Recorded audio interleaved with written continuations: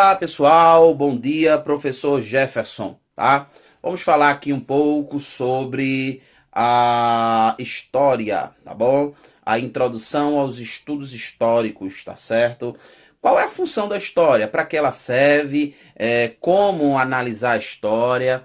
A história, ela é uma ciência, vou destacar de novo. A história, ela é uma ciência, portanto, a gente aqui não vai estar falando do que a gente acha, do que a gente... Não. A história é uma ciência e, enquanto ciência, a história ela tem uma função específica. E essa função é estudar o homem no tempo, ou seja, durante o processo que o homem passou aqui na Terra, a história estuda como esse homem viveu, como ele se desenvolveu.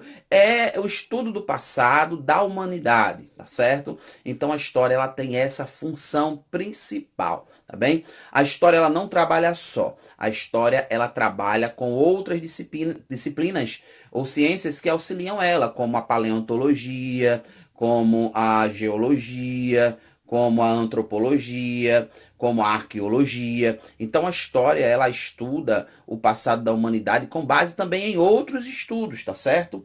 O que é muito interessante na história é a questão da interpretação da história. Ou seja, como interpretar a história. Veja, um fato aconteceu, porém as interpretações podem ser variadas. Ou seja, você pode ter uma interpretação e um outro historiador ter outra. Você pode encontrar interpretações diferentes, onde as duas podem ter sentido, as duas podem ter fundamento. E aí nós perguntamos: se nós não vivemos aquele período da história, como é que a gente pode saber o que aconteceu?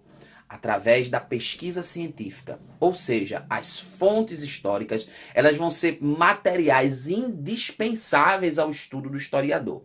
Por exemplo, nós vamos ter aí documentos, roupas, armas, as entrevistas, ou seja, a memória de cada um também é utilizada como uma fonte histórica, uma fonte importantíssima. Não significa que tudo que dizemos é porque é real. A gente já vai encontrar alguém que faz uma entrevista e aquilo é real. Não, de maneira nenhuma. Mas aquela entrevista ela pode nos servir como fonte de estudo, tá certo?